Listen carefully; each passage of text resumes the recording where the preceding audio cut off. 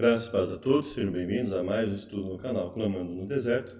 Nesse momento, logo após a oração, nós vamos tentar responder a uma pergunta. Não há justo? Vamos, logo mais, dar início. Obrigado, Senhor, por tudo que nos tem concedido, pela chance que temos de aprender da Tua Palavra. Nós pedimos e agradecemos pela Tua bênção e misericórdia. Em nome de Jesus, amém. Bom, existe uma característica particular, em relação aos livros de Mateus e Apocalipse. Eles pegam bastante passagens do chamado Antigo Testamento. E existe uma particularidade também, pegando, vamos supor, os livros de Paulo, é que ele constrói raciocínios em cima dessas passagens, né? Então, se você pegar o Apocalipse vai ter muita coisa ali que usa palavras, que usa frases ali, passagens ali do chamado dos livros de Gênesis a Malaquias. Existem passagens dos evangelhos também que pegam uma passagem aqui, outra ali, né? Pouca coisa. Assim, pouca em termos assim, da quantidade de passagens que existe de Gênesis a Malaquias, né? É relativamente pouca coisa ali que se pega. E os evangelhos, as cartas, né? Usam um pouco. Mas Paulo ele usa, e o Paulo, não só Paulo, mas também o autor de Hebreus, que pode ou não ser Paulo, eles utilizam termos ali, passagens, até às vezes, geralmente versos, né? Versos ou pedaços de versos, e às vezes passagens ali de Gênesis a Malaquias, o chamado Antigo Testamento. E eles constroem um raciocínio. E essa é uma característica meio que particular do Novo Testamento, né? Nesse sentido. E nós vamos, como já temos feito aqui em outros momentos, estudar sobre algumas falas de Paulo a esse respeito. E uma delas é essa fala que está aqui em Romanos, no capítulo 3. Ele diz: Pois que somos nós mais excelentes? De maneira nenhuma. Ah, pois já dantes demonstramos que tanto judeus como gregos, todos estão debaixo do pecado.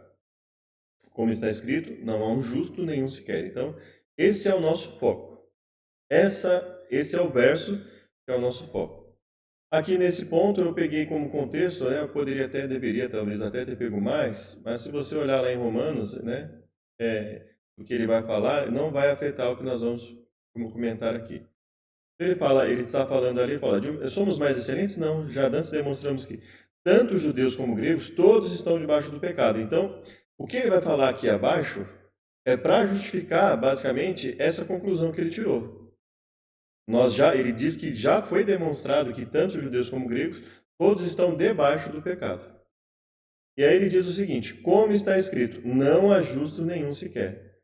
E aí nós vamos ver que, biblicamente, existe um local em que está escrito algo parecido com isso, né?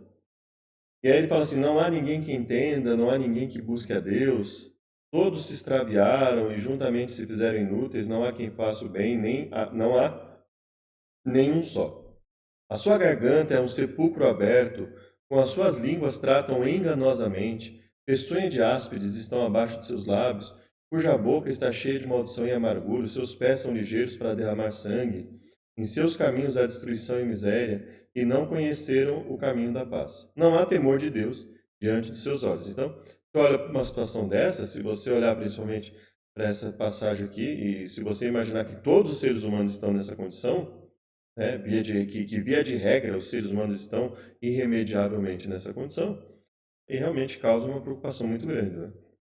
Ele fala, ora, nós sabemos que tudo que a lei diz, aos que estão debaixo da lei o diz, para que toda a boca esteja fechada e todo mundo seja condenável diante de Deus. Por isso, nenhuma carne será justificada diante dele pelas obras da lei, porque pela lei vem o pleno conhecimento do pecado. Então, esse raciocínio que ele diz que ele teria demonstrado, que todo mundo está debaixo do pecado, e ele usa essas passagens, isso aqui faz parte de um raciocínio que é para ele chegar aqui em conclusão, para dizer que ninguém será justificado pelas obras da lei, porque pela lei veio o conhecimento do pecado. Só que o que Paulo ensina não é necessariamente uma justificação pela lei, que Paulo vai contra, né? O que ele diz é que não existe justificação pela fé com obras. Né? Então, a pergunta que nós devemos fazer não é se a lei sozinha tem alguma utilidade ou se a obediência à lei, não a lei em si, mas a obediência à lei em si, se ela não tem alguma utilidade. Mas se a justificação é só pela fé, ou se a justificação é pela fé se é pela fé sem as obras, né? Ou se é pela fé com as obras. Né? Então, mas aí o que nós vamos discutir nesse momento é exatamente esse ponto aqui, ó. Não há um justo nenhum sequer, que é o primeiro ponto que ele coloca. Como está escrito, não há um justo nenhum sequer. Esse é o primeiro ponto que nós vamos conversar. Então vamos lá. Isso aqui está em Eclesiastes, capítulo 7, versos 15 a 21. E o que nos diz lá em Eclesiastes? Tudo isso vi nos dias da minha vaidade. Há justo que perece na sua justiça. Então a Bíblia não partilha da ideia, aparentemente, a Bíblia não partilha da ideia de que não há justo nenhum sequer. A Bíblia diz, e lá de Gênesis a Malaquias nós temos em Eclesiastes, há justo que perece na sua justiça, e há ímpio que prolonga os seus dias na sua maldade. Então ele está dizendo assim, existe injustiça no mundo. Existem pessoas que são justas, sofrem injustiça, e perecem na sua justiça. Eles procuram fazer o que é certo e ainda assim sofrem. E há ímpio que prolonga os seus dias na sua maldade. Não sejas demasiadamente justo, nem seja demasiadamente sábio, porque te destruirias a ti mesmo. Então, e esse é um ponto interessante que, assim, o que na visão de Salomão seria demasiadamente justo? Mas ele não está dizendo que não há justo. Veja o que ele está dizendo. Há justo. Por algum motivo, né? Depois, posteriormente, a gente pode falar especificamente dessas passagens, né? E aí ele fala também, não sejas demasiadamente ímpio, nem sejas louco, porque morrerias fora do seu tempo? Mas o que significa ser demasiadamente ímpio? É para ser um pouco ímpio? Pode ser um pouco ímpio? É para ser um pouco ímpio? O que ele quer dizer? É um tanto estranho. Só que ele está deixando claro aqui que há justo. Há injustiças. Há a pessoa que procura fazer o que é certo e perece na sua justiça. Então, basicamente, aqui o que nós temos seria o seguinte, olha, cuidado quando você for exigir as coisas, por mais justas que elas sejam, cuidado quando você for exigir as coisas, e não seja demasiadamente sábio, ou seja, às vezes você tem que tomar cuidado com aquilo que você vai aplicar, que você vai exigir, porque você pode ser destruído. Por quê? Porque ele está dizendo assim, há justo que perece na sua justiça. E há ímpio que prolonga os seus dias na sua maldade. Então, há injustiças na terra. E por haver injustiças na terra, você tem que tomar cuidado quando você for exigir coisas, mesmo que elas sejam justas. Por causa da injustiça na terra, você pode ser prejudicado por isso. E não no sentido de que ele está falando, não seja demasiadamente obediente a Deus. Né? E não seja demasiadamente ímpio, ou seja, nem sejas louco, porque morrerias fora do seu tempo. Então, se a gente for pegar exatamente como está escrito, é como se ele estivesse dizendo, olha, mas também não é para você pisar na jaca e sair por aí fazendo o que é errado, né? A gente querendo fazer o que é certo, a gente já erra. Né? Imagina se você resolver se entregar à impiedade. Então não se entregue à impiedade, não seja demasiadamente ímpio. Não se entregue à impiedade, né? Mas por outro lado, cuidado, mesmo que você tenha determinadas coisas que são justas, tome cuidado na hora que você for exigi-las, né? Bom é que retenhas isto, e também daquilo não retires a tua mão. Porque quem teme a Deus escapa de tudo isso. Bom é que retenhas isso, e também daquilo que não retires a tua mão. Porque quem teme a Deus escapa de tudo isso. Mas escapa do quê? Do que exatamente ele estaria falando? Ele fala, quem teme a Deus escapa de tudo isso. Então ele não está dizendo que não é para deixar de temer a Deus, é para temer a Deus, é para buscar fazer a vontade de Deus. A sabedoria fortalece ao sábio, mais do que 10 poderosos que há na cidade. Então, ou seja, quem teme a Deus, quem busca fazer a vontade de Deus, Deus vai orientar para que, dentro do possível, não passe por injustiça. Mas pessoas boas passaram por injustiça na Bíblia, pessoas justas? Evidentemente, a gente vê isso em várias histórias, né? Na verdade, aí vem um ponto em que vem essa frase, né? Não há homem justo sobre a terra, né? Aí ele fala, na verdade que não há homem justo sobre a terra, que faça o bem e nunca peque. Então ele não está dizendo que não há justo, porque ele acabou de falar, há justo que perece na sua justiça. Então o que ele quer? Em outros momentos ele vai falar sobre justo também. O que ele está querendo dizer aqui? Que mesmo as pessoas justas, mesmo as pessoas que buscam fazer o que é correto, mesmo entre elas não há quem nunca peque. Via de regra não vai haver quem nunca peque. Né? Ou seja, é isso que ele não está dizendo que nunca houve justo, que todos os seres da Terra, desde Adão até a restauração do mundo, e que nunca vai haver pessoa justa na Terra. Sabe? Mesmo entre os justos, não há quem faça o bem e nunca peque. Por isso que ele fala, na verdade, que não há homem justo sobre a terra que faça o bem e nunca peque. Tampouco apliques o teu coração a todas as palavras que se disserem, para que não venhas a ouvir teu servo amaldiçoar-te. Então esse é o ponto foco aqui, uma passagem que fala dessa questão de não haver homem justo, mas o que ele está querendo dizer é que mesmo entre os justos não há quem nunca peque. E aí nós vamos agora aqui ver a Eclesiastes, né? Nós vamos ver aqui a palavra tzadik, né? Que é a palavra utilizada aqui quando ele usa o termo justo, né? Quando ele usa o termo justo, que palavra que ele usa, né? Então aqui nós vamos ver. Então nós vamos ver aqui tzadik, né? Noé era um homem justo. Então, veja, não há homem justo? Bom, a Bíblia fala que não era um homem justo. Vamos ver. Gênesis 7:1. Para você somente ouvir ser justo justo diante de mim, para te vir justo diante de mim, justo antes do tempo. Aí quando ali vai numa conversa, né, em que Deus vai agir, o que é dito para Deus é o seguinte: vai varrer os justos com os ímpios, vai destruir os justos com os ímpios. Ou seja, o conceito bíblico é que há justo. Matar o justo com o ímpio é uma nação, embora inocente, né, matarás também uma nação justa. Deuteronômio 32, em que a palavra injustiça e sem iniquidade, justo e reto. Tu és mais sábio do que eu, pois tu tens recompensado, né? Matou o homem justo. Então, as passagens que a gente vê que evidentemente está falando de homens, né? Nação justa, um homem justo, sobre os homens com justiça, né? Justificando os justos. 1 Reis 8:32, né? Justificando o justo para dar, né? Aqui o Senhor é justo, aqui Deus, falando de Deus também, né? Ele lhe respondeu: o justo e reto, o justo e irrepreensível. Contudo, os justos se apegarão,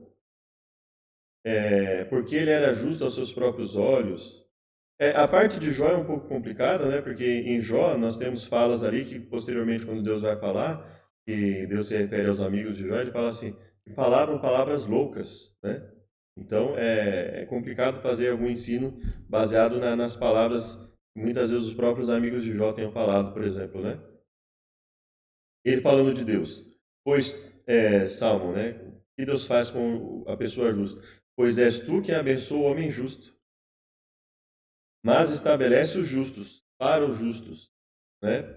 Então nós temos várias passagens que elas usam o termo justo, ou seja, a Bíblia de Gênesis a Malaquias, ela não trabalha com a ideia de que não é justo na face da terra, né? Portanto, quando se tem alguma passagem fale algo contrário nesse sentido, a gente tem que ver do que ela está falando, né? Então a passagem lá no próprio livro de Eclesiastes, o próprio Salomão fala de pessoas justas, né? E aí, quando ele vai falar que não é justo, ele fala, na verdade, não é justo que faça o bem e nunca peque. Ele não está dizendo que não há justo em nenhum aspecto. Ele está falando que mesmo entre os justos, né, como nós já comentamos. O justo se alegrará, nos seus dias o justo florescerá, os chifres do justo serão levantados. O homem justo florescerá, Salmo 92, a vida do justo, contra a alma do justo. Então nós temos várias passagens que usam o termo justo. Ó, o Senhor não permitirá que o justo, o próprio Provérbios, que também seria da mesma autoria, né? Provérbios e Eclesiastes seriam do mesmo autor. Ele fala assim: o Senhor não permitirá que o justo tenha fome.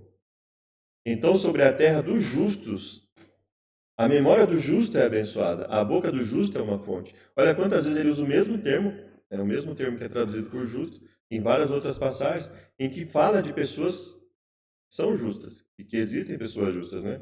O salário do justo é a vida, o trabalho do justo tende a vida, a língua do justo é como escolha, né? É como escolhida.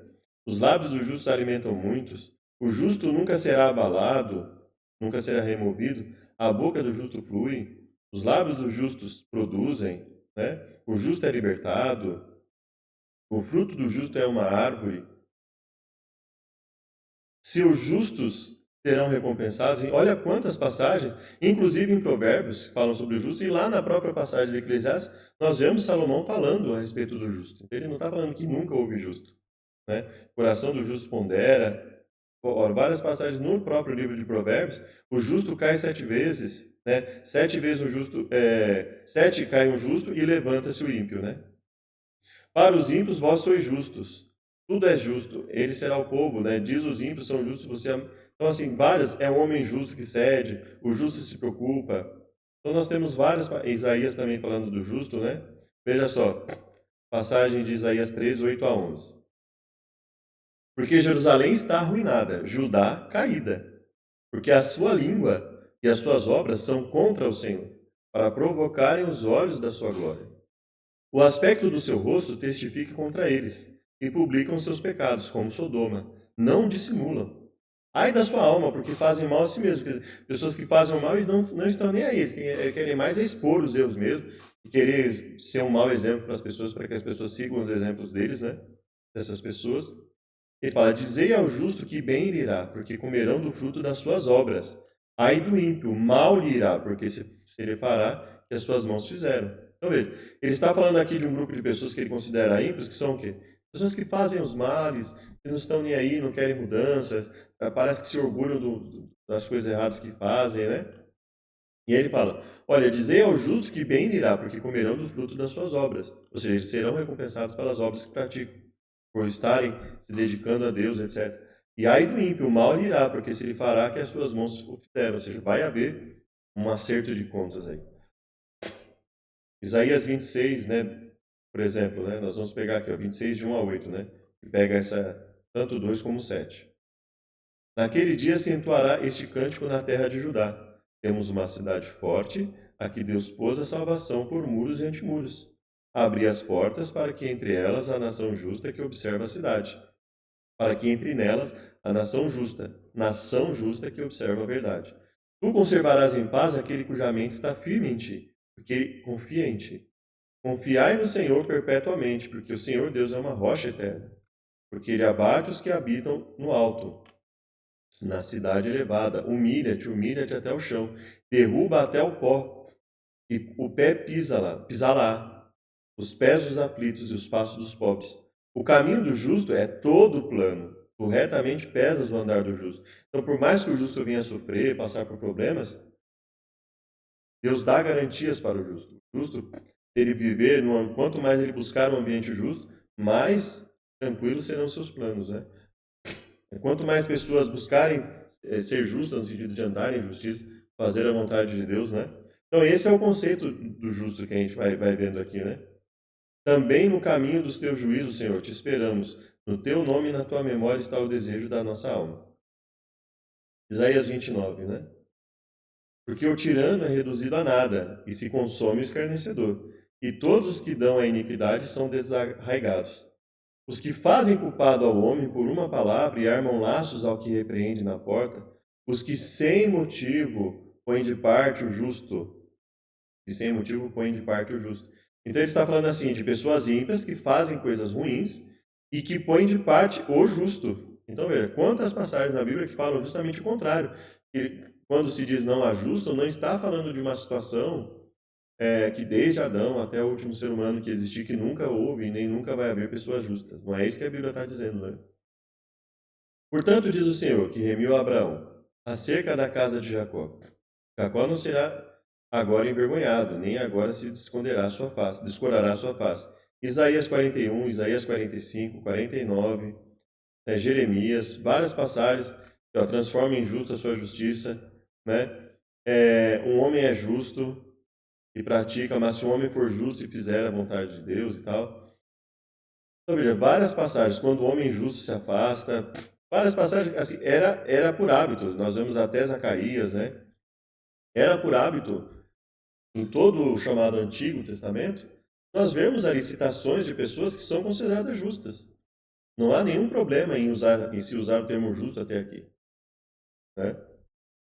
Agora nós vamos na segunda parte. Não há ninguém que entenda, né? Vamos ver. Isso aqui nós temos lá que tudo nós estamos pegando aqui, ó, a parte que Paulo fala, e nós vamos olhar lá o contexto bíblico. Nós já vemos que no contexto de não haver justo, nenhum texto está dizendo que nunca houve justo, nem nunca vai haver justo sobre a terra, né?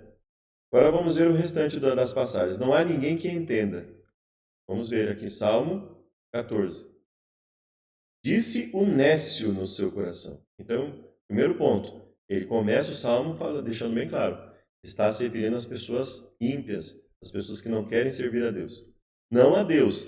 Tem se corrompido. Ele não apenas diz que não a Deus, mas ele usa isso como uma justificativa para se corromper. Então, ele não apenas deixa de acreditar em Deus, mas ele usa isso como justificativa para se corromper, para fazer coisas abomináveis, não há ninguém que faça o bem. Então é nesse contexto em que ele usa o termo não há ninguém que faça o bem. Ele não está dizendo que nunca houve nem nunca vai haver pessoas que façam o bem. Quando ele fala tem se corrompido, ele está colocando aqui no plural, as pessoas têm se corrompido. Elas usam a justificativa de que elas não acreditam em Deus, que não existe Deus na cabeça delas, e elas usam isso para se corromperem, fazerem coisas abomináveis, e dentre essas pessoas não há quem faça o bem. É isso que ele está dizendo. Ele está dizendo que nunca houve, nem nunca vai haver quem faça o bem. O Senhor olhou desde os céus para os filhos dos homens, para ver se havia algum que tivesse entendimento e buscasse a Deus. Desviaram-se todos os homens e juntamente foram imundos. Então ele fala, como essas pessoas elas se afastaram tanto de Deus, que quando Deus olhou para olhar para essas pessoas, assim, não havia quem fizesse o bem, não havia sequer uma delas fazendo o bem. Não terão, desviaram todos juntamente se fizeram imundos. Não há quem faça o bem, nem sequer um. Não terão conhecimento os que praticam a iniquidade, os quais comem o meu povo, comem-se como se fossem pão e não invocam o Senhor? Então o verso 4, ele deixa muito mais evidente, muito mais especificado que ele não está falando de uma condição de todos os seres humanos, desde o começo, desde quando se começou o pecado até o final. Ele está falando dos ímpios. E ele fala, essas pessoas que perseguem o meu povo, que fazem mal ao meu povo, né? Ali se acharam em grande pavor, porque Deus está na geração dos justos. Olha que coisa mais evidente que isso aqui. Ele não está dizendo que são todas as pessoas assim. Quando ele fala que não se achou sequer um, ele está falando de um momento específico em que Deus olha para um grupo de pessoas ímpias e não acha nenhum justo ali. E aí ele fala, eles vão se achar, essas pessoas, como nenhum deles quer servir a Deus, essas pessoas a quem Deus foi olhar ali, elas vão se achar em grande pavor porque Deus está na geração dos justos. Veja, ele está falando justamente o contrário, ele não está dizendo que não existe. Ele está dizendo que porque, havendo possibilidade dessas pessoas serem justas, elas não querem buscar a justiça, elas vão se achar em grande pavor. Vós envergonhais o conselho dos pobres, porquanto o Senhor é o seu refúgio. Ó, se de Sião tivera já vindo a redenção de Israel, quando o Senhor fizer voltar os cativos do seu povo, se regozijará Jacó e se alegrará Israel. Então veja, quando ele fala que não terão conhecimento os que praticam a iniquidade, os quais comem o meu povo, então ele está falando de um grupo de pessoas ímpias que perseguiam o povo de Deus, inclusive. Ele não está dizendo que nunca houve ninguém que entendesse, não é essa uma condição irremediável para todos os seres humanos. Ele não está falando isso de forma genérica. E aí nós temos esse mesmo, um salmo praticamente igual, né? Que é Salmo 53, que ele vai ter o mesmo padrão aqui, né? Mesmo padrão, e veja que ele fala em grande temor, né? Porque Deus espalhou os ossos daquele que te cercava. Tu os confundistes, porque Deus os rejeitou. E ele fala que é um grupo de pessoas onde não havia temor, mas ele está falando que são todas as pessoas. Então o mesmo padrão do Salmo 14 é o padrão do Salmo 53. A sua garganta é sepulcro aberto. Uma das coisas que Paulo cita também, né? Nós vamos ler agora Salmo 5. Dá ouvidos às minhas palavras, ó Senhor, atende à minha condição. Meditação, perdão. Atende à voz do meu clamor, Rei e meu e Deus meu, pois eu a ti orarei. Pela manhã ouvirás a minha voz, ó Senhor. Pela manhã apresentarei a ti a minha oração e vigiarei. Porque tu não és um Deus que tenha prazer na iniquidade, nem contigo habitará o mal. Os loucos não pararão à tua vista. Odeias a todos os que praticam a maldade. Então aqui ele está falando o que ele considera loucos. Pessoas que, sabendo que aquilo que elas estão fazendo prejudica trocentas pessoas, elas continuam fazendo aquilo. Maldade, impiedade, rebeldia. Destruirás aqueles que falam mentira. Destruirás aqueles que falam a mentira. O Senhor aborrecerá o homem sanguinário e fraudulento.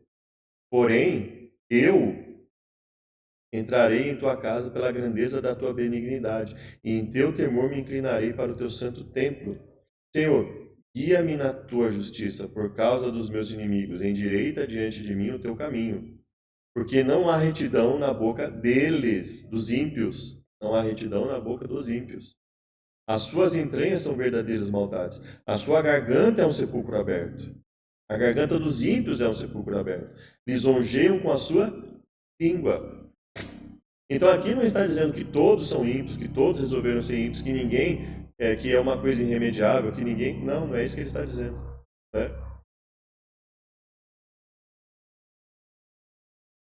Declaram os culpados. Caiam por seus próprios conselhos. Lança-os fora por causa da multidão das suas transgressões.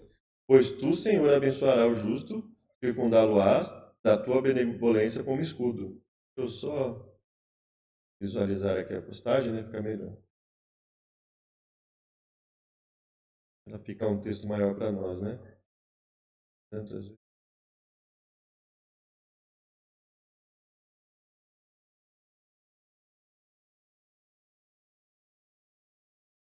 Então, nós já fomos bastante passagens aqui, né?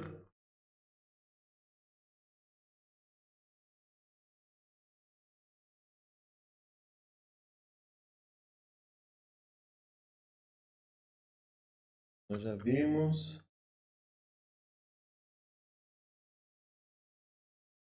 Não há ninguém que entenda, a sua garganta é sepulcro aberto. Os seus pés são ligeiros para derramar sangue. Então nós vamos ver essa passagem também, Isaías 59. Eis que a mão do Senhor não está encolhida, para que não possa salvar, nem é agravado o seu ouvido para não poder ouvir. Mas as vossas iniquidades fazem separação entre vós e o vosso Deus. Os vossos pecados encobrem o seu rosto de vós, para que não vos ouça. Porque as vossas mãos estão contaminadas de sangue, e os vossos dedos de iniquidade. Os vossos lábios falam falsidade, a vossa língua pronuncia perversidade. Ninguém há, olha só, eis que a mão do Senhor não está encolhida para salvar, nem gravado para não poder ouvir, mas, ou seja, Deus está disposto, mas as vossas iniquidades, ou seja, a vossa rebeldia, faz separação entre vós e o vosso Deus. Ele está falando de momentos específicos, né? Ele não está falando que é uma situação que todos tenham que passar, ou que precisem passar, ou que ninguém está livre de passar por isso, né? Ninguém há que clame pela justiça, nem ninguém que compareça em juízo pela verdade. Então, o termo aqui, os seus pés são ligeiros para fazer o mal. E ele fala, ninguém há que clame, ninguém que compareça no juízo, confiam na vaidade, falam mentiras. Ele está falando de todo mundo, desde quando surgiu a humanidade até o final? Não, não é isso que ele está falando. Trocam ovos de basilisco, tecem teias de aranha. O que comer dos ovos deles morrerá, e quebrando-os sairá uma víbora. As suas teias não prestam para as vestes, nem se poderão cobrir com as suas obras. As suas obras são obras de iniquidade, obras de violência. Os seus pés correm para o mal, se apressam para derramar o sangue inocente. Os seus pensamentos são pensamentos de iniquidade. Destruição e quebrantamento há nas suas estradas. Não conhecem o caminho da paz, nem a justiça nos seus passos. Fizeram para si veredas tortuosas. Todo que anda por elas não tem conhecimento da paz. E aí ele fala, como consequência disso, o que acontece? Por isso, porque vocês resolveram viver nesse caminho de impiedade, de rebeldia, o juízo está longe de vós. A justiça não nos alcança. Esperamos pela luz, e eis que só há trevas. Pelo resplendor, mas andamos em escuridão. Apalpamos as paredes como cegos, e como os que não têm olhos andamos apalpando. Tropeçamos ao meio-dia como nas trevas, e nos lugares escuros como mortos. Todos nós bramamos como ursos, continuamente gememos como pombas. Esperamos pelo juízo e não há. Pela salvação está longe de nós. Porque as nossas transgressões se multiplicaram perante ti. Os nossos pecados testificam contra nós, porque as nossas transgressões estão conosco e conhecemos as nossas iniquidades. Como prevaricar, mentir contra o Senhor, desviar-nos do nosso Deus, falar opressão e rebelião, conceber e proferir coração palavras de falsidade. Por isso o direito se tornou atrás e a justiça se pôs de longe, porque a verdade anda tropeçando pelas ruas, a equidade não pode entrar. Sim, a verdade desfalece. E quem se desvia do mal, veja, então, em toda essa maldade que há no mundo, quem se desvia do mal, arrisca-se a ser despojado. Ele não está dizendo que é uma condição irremediável, todo mundo passa por isso, que não tem como escapar, e que não tem como haver mudança, que essa é uma condição de toda a sociedade, em todos os momentos. Não, ele não está falando isso. O Senhor viu e pareceu mal aos seus olhos que não houvesse justiça. E vendo que ninguém havia, maravilhou-se que não houvesse um intercessor. Por isso, seu próprio braço, o próprio Deus, trouxe a salvação. A sua própria justiça o susteve. Pois vestiu-se de justiça como de couraça, pôs o capacete da salvação na sua cabeça, a vestidura pôs, e por vestidura pôs sobre as vestes de vingança, cobriu-se de zelo como de um manto. Olha, e por vestidura pôs sobre si vestes de vingança, e cobriu-se de zelo como de um manto.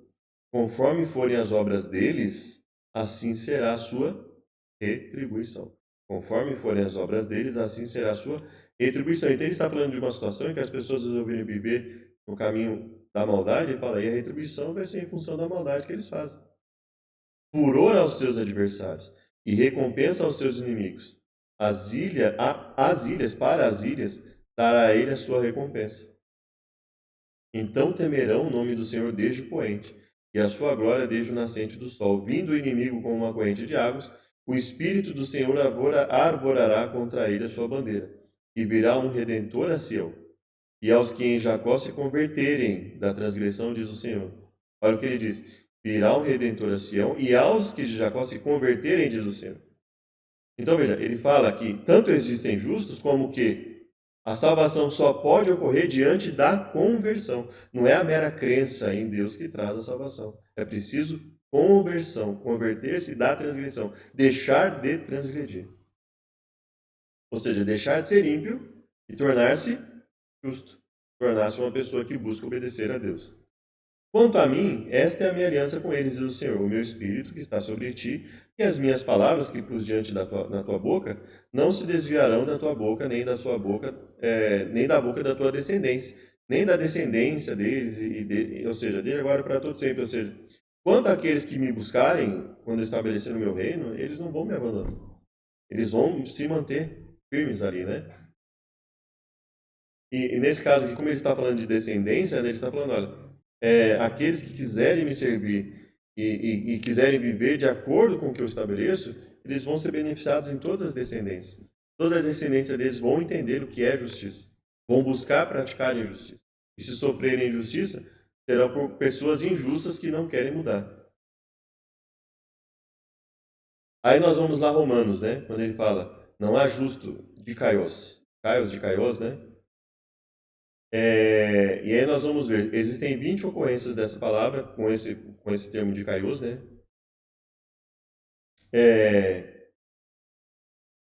Mateus, ser um homem justo e não querer, então nós vamos ver lá, Mateus, em que contexto isso ocorre? Mateus 1, 18 e 19. Ora, o nascimento de Jesus Cristo foi assim, que estando Maria... Então nós vimos já o chamado Antigo Testamento, o conceito de justo era pleno ali. Então qualquer escrito que vier daqui para frente, se ele falar contra o conceito de justo que está lá de Gênesis a Malaquias, entre Gênesis e Malaquias, está entre esses livros, está dentro desse conjunto de livros, ele vai estar simplesmente contrário a tudo que Deus ensinou lá no passado. Vamos ver Mateus, o que ele fala em relação a ser justo. Ora, o nascimento de Jesus Cristo foi assim. Estando Maria, sua mãe, desposada com José, antes de se juntarem, achou-se ter concebido do Espírito Santo. Então José, seu marido, sendo justo e não a queria infamar, intentou deixá-la secretamente. Ou seja, sendo ele um homem justo, não querendo prejudicá-la, ele resolveu deixá-la secretamente. Lucas 2:25. Havia em Jerusalém um homem cujo nome era Simeão, e este homem era justo e temente a Deus, esperando a consolação de Israel. E o Espírito Santo estava sobre ele. E fora-lhe revelado pelo Espírito Santo que ele não morreria antes de ver Cristo, o Cristo do Senhor. E pelo Espírito foi ao templo, e quando os pais trouxeram o menino Jesus, para com ele procederem segundo o uso da lei, ele então o tomou pelos braços, louvou a Deus e disse: Agora, Senhor, despedes em paz o teu povo, segundo a tua palavra, pois já os meus olhos viram a tua salvação. Então nós vemos que Mateus e Lucas, quando eles escrevem, Mateus ele não compartilhava, ele não está pegando nada de alguém que compartilha. E nele também não estava compartilhando da ideia que não havia justos. Né? E Lucas também não. Quando ele escreve o Evangelho, ele não está partilhando da ideia de que ninguém é justo. Lucas 23, 47. E clamando Jesus com grande voz, disse: Pai, nas tuas mãos entrego o meu espírito. E havendo isso, expirou. E o centurião viu o que tinha acontecido, deu glória a Deus, dizendo: Na verdade, este homem era justo. Então, mesmo entre os centuriões, havia a ideia de que havia pessoas justas. Lucas 23, 50. Todos os seus conhecidos, as mulheres que juntamente o haviam seguido desde a Galiléia, estavam de longe vendo as coisas.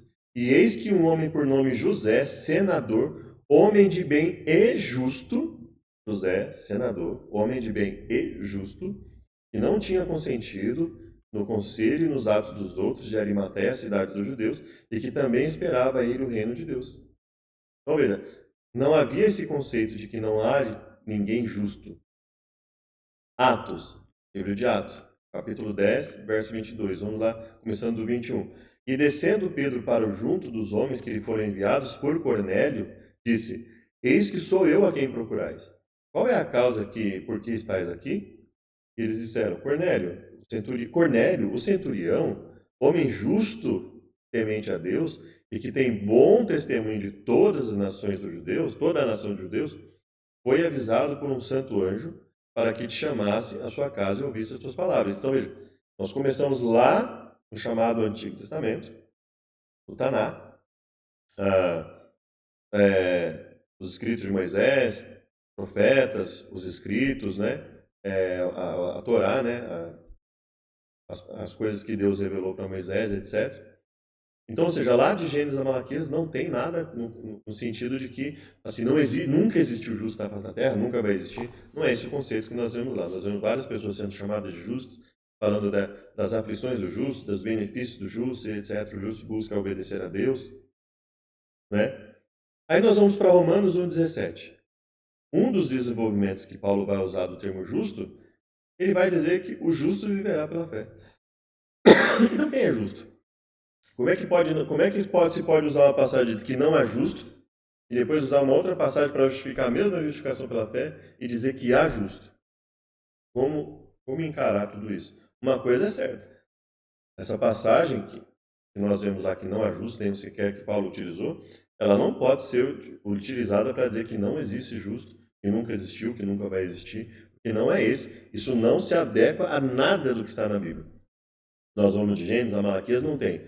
Nós vimos Mateus, Lucas, né? Então, não tem em Atos não tem esse conceito. Né?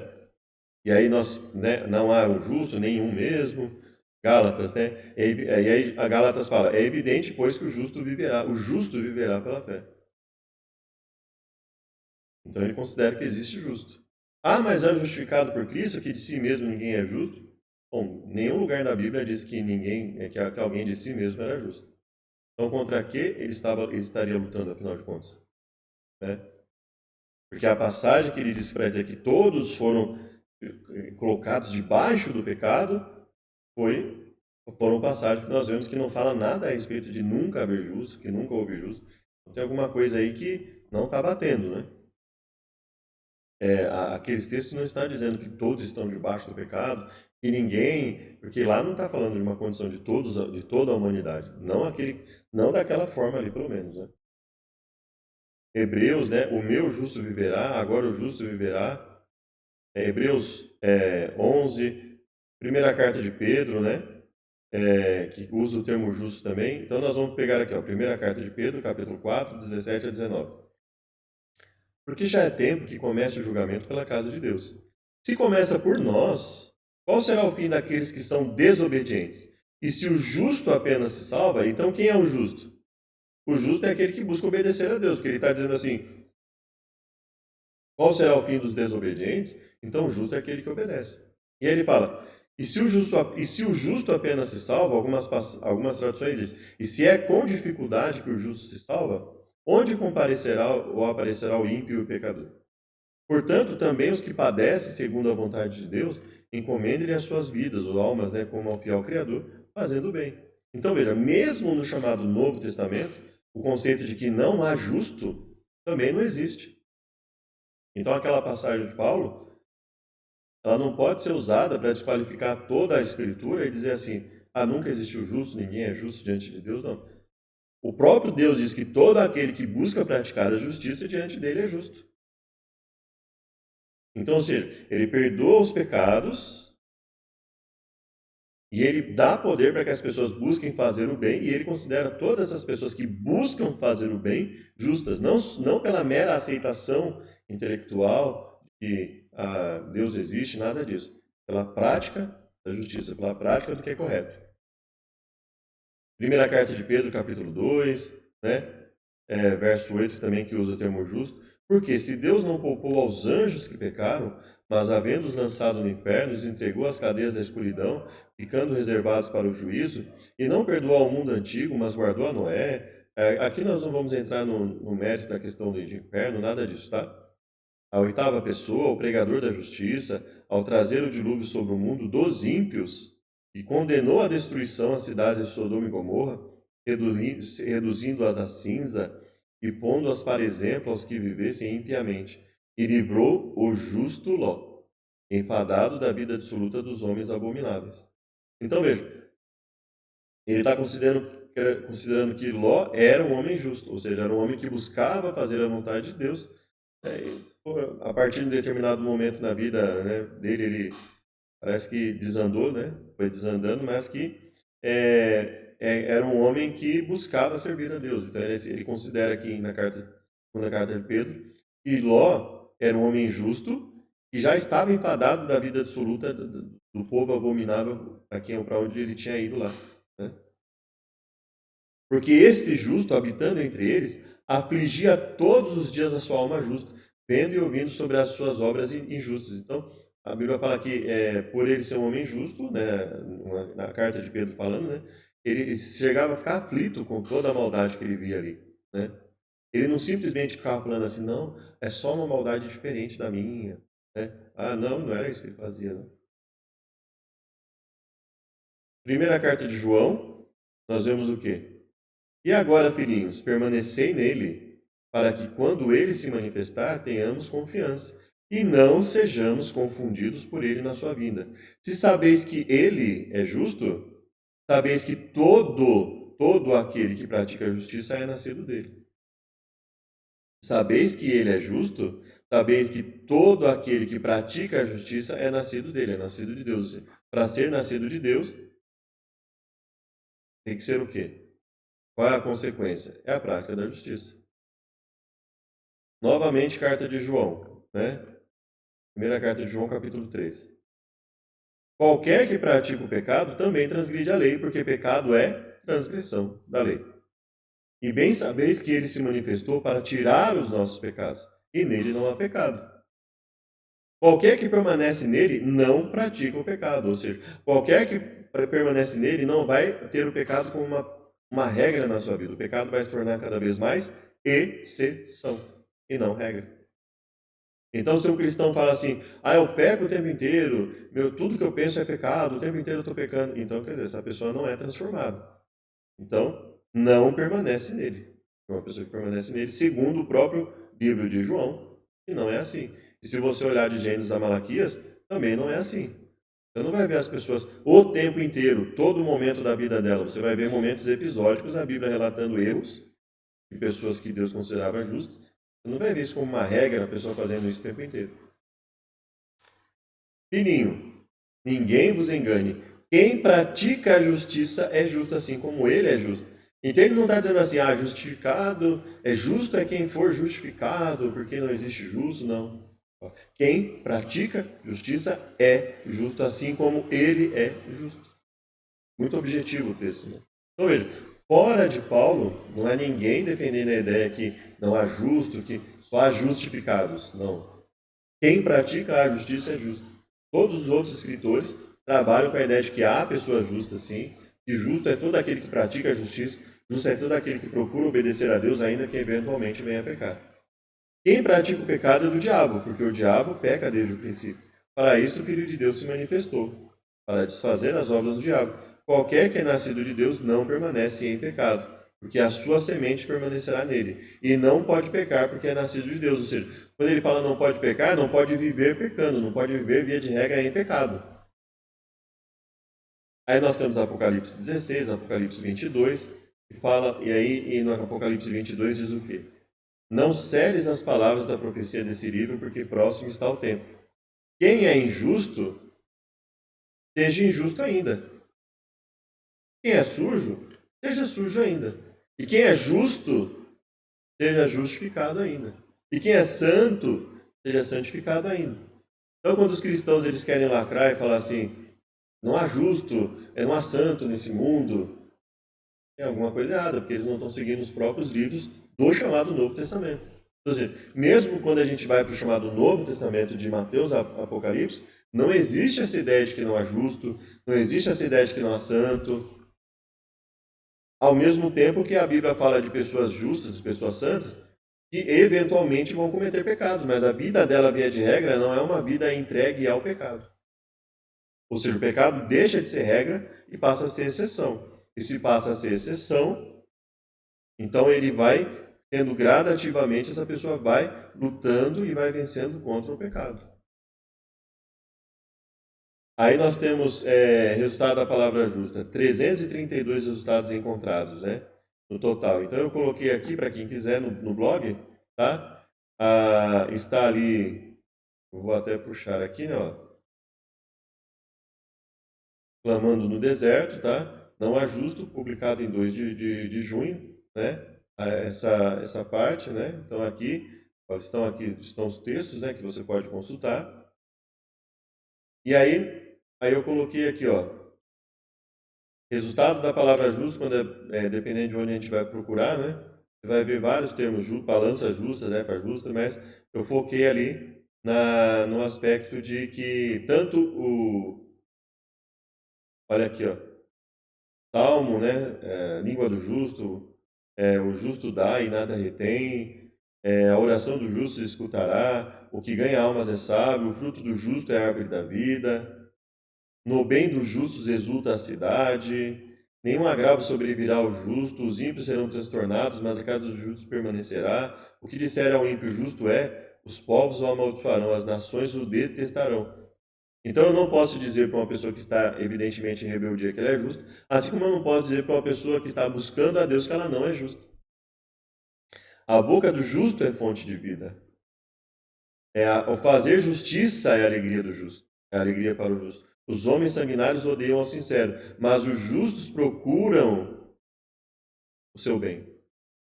O justo odeia a palavra da mentira, mas os ímpios faz vergonha e se confunde. Os lábios do justo apacentam a muitos, mas os tolos morrem por falta de entendimento. Então, assim, tem muitas, nós vimos aqui várias e várias e várias passagens, elas vão dizer justamente o oposto. Elas vão dizer, existe justo sim.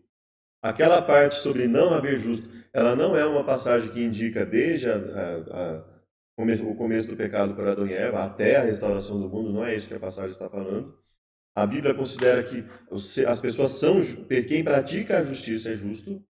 Os termos lá, quando a gente vê isso falado por João, não teria nem ter como diferente. Porque você olha todo o texto lá de Gênesis a Malaquias, você vai ver o termo justo o tempo inteiro, você vai ver as pessoas que buscam obedecer a Deus são chamadas de pessoas justas, assim como no chamado Novo Testamento, nos livros de Mateus e Apocalipse, quem busca fazer o que é certo é chamado de santo. Não está se referindo a uma pessoa que nunca cometa nada, nunca cometeu e nunca irá cometer nada errado, mas uma pessoa que busca fazer o que é correto. Então nós vemos que em termos de interpretação, aquela passagem que Paulo, aquelas passagens que Paulo misturou, que ele uniu para fazer o raciocínio dele, elas não servem para dizer que todas as pessoas estão irremediavelmente debaixo do pecado por terem aquelas condições, porque ali não está falando de todas as pessoas, né? Agora, o que nós podemos dizer? O ímpio que estava nessa condição, a pessoa que estava nessa condição, a única coisa que pode resgatá-la é a misericórdia de Deus. Porque nada que ela não está buscando fazer nada que permita a ela a salvação. Mas enquanto ela estiver nessa condição, ela também não é salva. Enquanto ela estiver nessa condição, ela não vai ser salva, porque ela está em pecado deliberado. Então não existe. Então é um grande problema quando se interpreta essa passagem, por exemplo, principalmente quando não se analisa, pelo menos eu entendo assim, que não se analisa o contexto em que essas passagens que Paulo criou um raciocínio ali, e esse raciocínio que Paulo usou, se a gente for olhar, ele pode ser visto no máximo como uma aplicação. Ele aplicou passagens que não querem dizer o que ele está dizendo, mas ele pegou ali e basicamente diz assim, ele quer dizer, basicamente a vida dos ímpios é essa. Então, basicamente todas as pessoas que estão nessas condições estão totalmente debaixo do pecado. E a única chance é elas se converterem. E isso é a conclusão bíblica. A única chance das pessoas é se converterem. A Bíblia jamais vai usar essas passagens para dizer assim: por causa disso, o homem não é justificado pela obediência, o homem é justificado apenas pela fé. Não existe esse conceito dentro da Bíblia. Ou seja, não existe o conceito de justificação única e exclusivamente pela fé sem a obediência, porque não existe esse pensamento dentro da Bíblia de uma fé sem obras. Então não existe como você falar em justificação única e exclusivamente pela fé, porque não existe fé sem obras na Bíblia. E por isso que Tiago, provavelmente, na sua carta, ele foi tão enfático em usar o mesmo exemplo que Paulo usa ali para falar em Romanos sobre justificação pela fé, para dizer o oposto do que Paulo está falando. Assim, não é assim. Não faz sentido em falar de justificação unicamente pela fé, assim como não faz sentido falar em justificação unicamente pelas obras. É justificação pela fé com obras. Então, o que Paulo demonstra ali é que realmente não faz sentido falar em justificação unicamente pelas obras. Só que ele usa esse raciocínio e ele estende, porque essa seria a única conclusão que Paulo poderia ter tirado ali. Não há justificação unicamente pelas obras. E todo mundo ia entender e não ia ter problema algum. Mas ele o que ele usou ali não serve para ele defender que por causa desses escritos aqui, a justificação é unicamente pela fé. Não, o texto não permite isso. Então, assim, por que Paulo levantou essa questão? A gente não vai entrar no mérito do porquê. O que a gente vai estar dizendo é o seguinte, o que eu estou dizendo é o seguinte, que as passagens que Paulo pegou, que ele fez um recorte de várias passagens, pegou trechos de várias passagens, para dar um ensino como se fosse algo universal e em todas as gerações, e quando nós vamos para o contexto de todas aquelas passagens, nós vemos que não é isso que o texto está dizendo.